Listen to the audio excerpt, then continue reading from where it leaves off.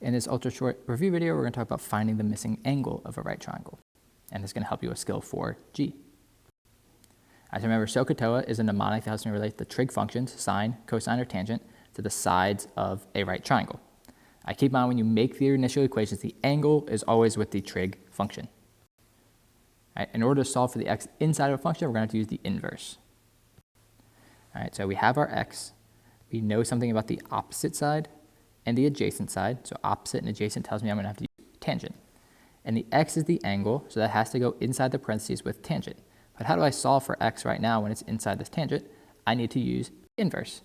And inverses, all they really do is just switch the thing. So the input becomes the output becomes the input. And now I have x all by itself, so I can just plug this into a calculator, and I get my answer, 41.63 degrees. In this example, I have my angle x, I have the opposite side, and I have the hypotenuse. Opposite and hypotenuse is sine, so I get my equation, sine of x, x is the angle, is opposite 3.9 over 8.1. Again, x is in the parentheses, so how do I get it out of the parentheses? I switch to the inverse, and these two things are going to switch places. And x is all by itself already, so I just put this in a calculator, and I get my answer.